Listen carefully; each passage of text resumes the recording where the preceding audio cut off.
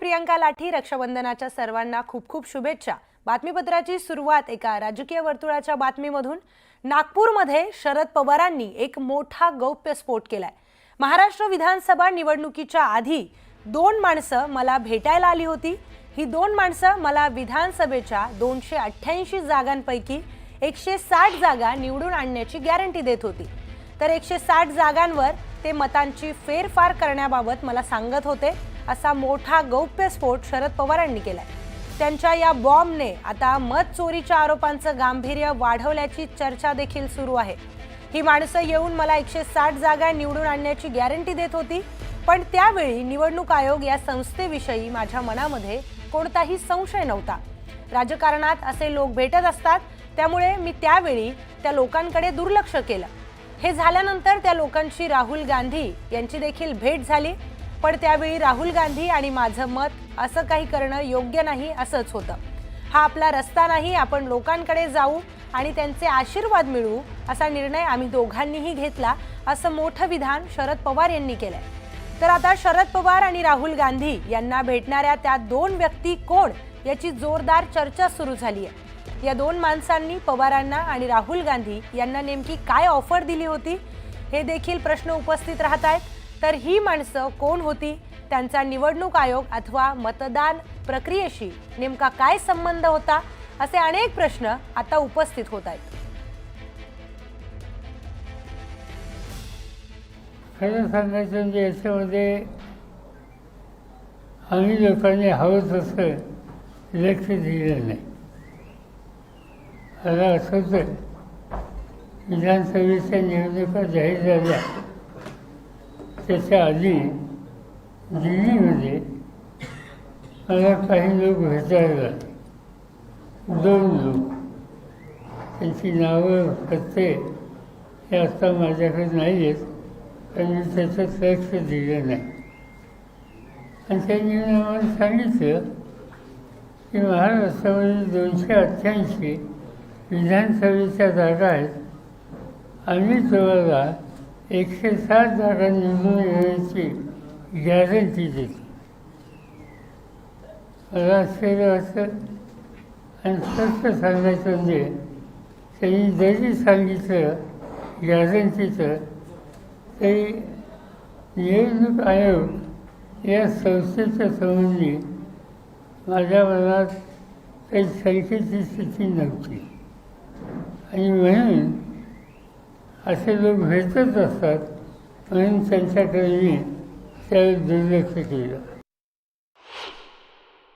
त्या लोकांची आणि राहुल गांधी यांची मी भेट घालून दिली.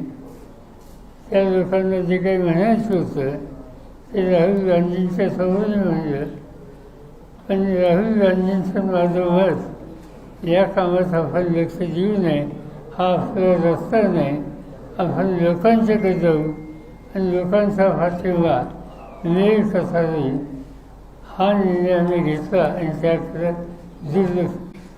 तर आता राज्याचे मुख्यमंत्री देवेंद्र फडणवीस यांनी देखील टीका केली आहे. इतके दिवस शरद पवार बोलले नाहीत असा सवाल फडणवीसांनी पवारांना उपस्थित केलाय. तर राहुल गांधींच्या भेटीचा हा परिणाम झालेला दिसतोय असा टोलाही फडणवीसांनी शरद पवारांना लगावलाय.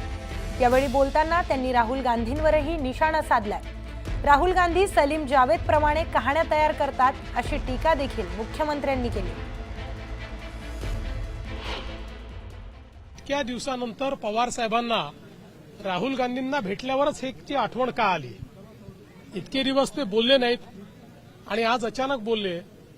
राहुल गांधी ज्याप्रमाणे सलीम जावेदच्या कहाण्या तयार करून त्यांच्या स्क्रिप्टवर त्या ठिकाणी रोज नवीन कपोलकल्पित कहाण्या सांगतायत, तशा प्रकारची अवस्था पवारसाहेबांची तर झाली नाही ना. आणि आता अचानक मला असं वाटतं की अशा प्रकारे जे काही पवारसाहेब बोलले आहेत, राहुल गांधींच्या भेटीचा परिणाम दिसतोय.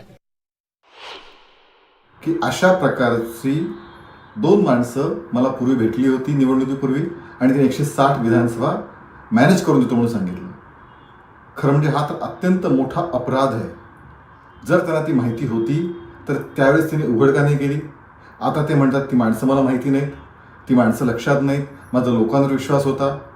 खरं म्हणजे हे अत्यंत अपराधीपणाचं, खोटेपणाचं सगळं आहे.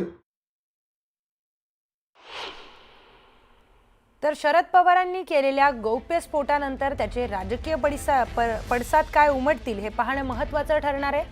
शरद पवार यांनी केलेल्या धक्कादायक स्फोटानंतर राज्याचे मुख्यमंत्री देवेंद्र फडणवीस यांनी देखील त्यावर टीका केली आहे.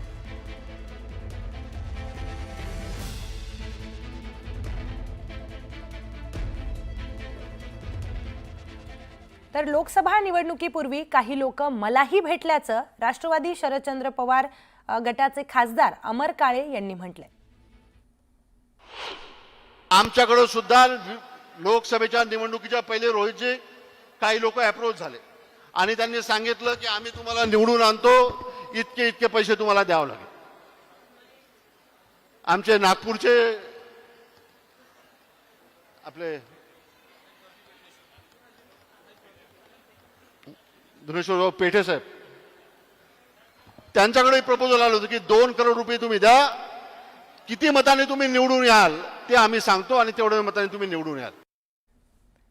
तर मुख्यमंत्री देवेंद्र फडणवीसांनी सर्व लाडक्या बहिणींना रक्षाबंधनाच्या शुभेच्छा दिल्यात. लाडक्या बहिणींमुळे आम्ही सत्तेत आलो असं देखील मुख्यमंत्र्यांनी म्हटलंय. राखीचा धागा बहिणीच्या प्रेमाचं प्रतीक आहे आणि लवकरच लाडक्या बहिणींचा निधी वाढवणार असं एक मोठं वक्तव्य रक्षाबंधनाच्या दिवशी मुख्यमंत्री देवेंद्र फडणवीस यांनी केलेलं आहे. तर राज्यातील सगळ्याच लाडक्या बहिणींना त्यांनी रक्षाबंधनाच्या शुभेच्छा देखील दिल्या.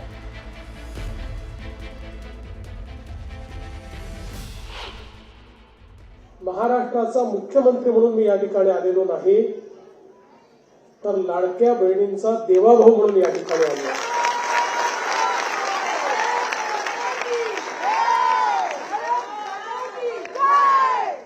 ज्याच्या मागे एवढ्या बहिणींचं साकडं, त्याचं कोण काय करू शकेल वाकडं?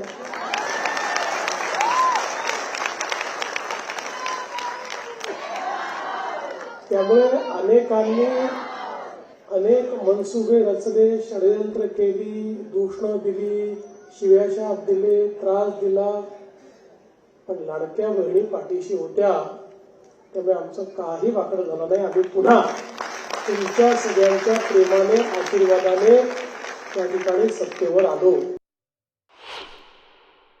अनेक लोकांना वाटायचं निवडणुकीपुरतं हे भाऊ पैसे देणार आहे आणि निवडणूक झाली की सावत्र भावासारखे पैसे बंद करणार आहे.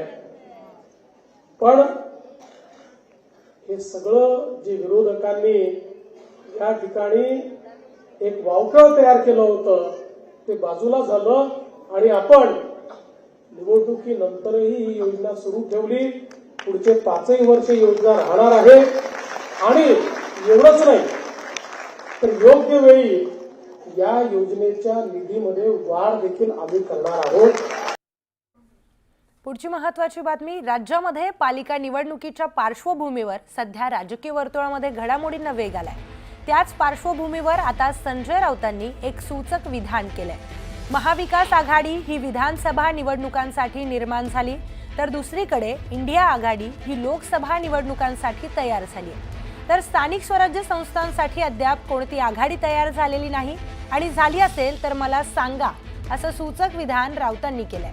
त्यामुळे पालिका निवडणुकीमध्ये मविया सोबत राहणार की वेगवेगळं लढणार अशी चर्चा सुरू झाली आहे. तसेच प्रत्येक महानगरपालिका जिल्हा परिषदेच्या क्षेत्रामध्ये स्थानिक आघाडी निर्माण होत असतात. हा आतापर्यंतचा इतिहास आहे, त्यामध्ये राजकीय पक्ष सुद्धा नसतात. तर दुसरीकडे मुंबई हा विषय सगळ्यांपेक्षा वेगळा असल्यामुळे मुंबईबाबत उद्धव ठाकरे आणि राज ठाकरे हे स्वतंत्र भूमिका घ्यायला समर्थ आहेत असंही राऊतांनी स्पष्ट केलंय. त्यामुळे एकूणच आता मुंबई महापालिकेमध्ये मविया सोबत लढणार की पालिकेमध्ये मविया फुटणार अशा चर्चांना राजकीय वर्तुळामध्ये उधाण आलंय. महाविकास आघाडी ही विधानसभा निवडणुकांसाठी निर्माण झाली आणि इंडिया आघाडी ही लोकसभा निवडणुकांसाठी तयार झाली. स्थानिक स्वराज्य संस्थांसाठी अद्याप अशी कोणती आघाडी निर्माण झाली असेल मला सांगा तुम्ही. प्रत्येक महानगरपालिका जिल्हा परिषदेच्या क्षेत्रामध्ये स्थानिक आघाड्या निर्माण होत असतात. हा आतापर्यंत इतिहास आहे. अगदी स्थानिक, त्यात राजकीय पक्षसुद्धा अनेकदा नसतात. त्याच्यामुळे स्थानिक स्वराज्य संस्थांच्या बाबतीत निर्णय घेण्याचे अधिकार हे त्या त्या शहरातल्या प्रमुख कार्यकर्त्यांना, पदाधिकाऱ्यांना असतात. मुंबई हा विषय सगळ्यांपेक्षा वेगळा असल्यामुळे मुंबईबाबत माननीय उद्धवजी आणि राजजी हे स्वतंत्र भूमिका घ्यायला समर्थ आहेत. मुंबई ही महाराष्ट्राची राजधानी आहे.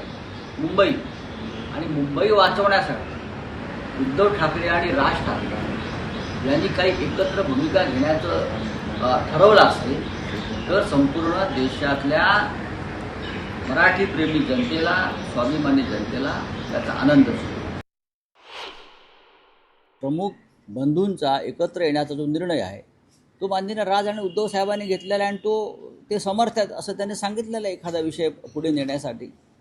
पण अर्थात या विषयावर चर्चा होते, कारण ही महाराष्ट्रातली एक मोठी घडामोड आहे राजकीयदृष्ट्या.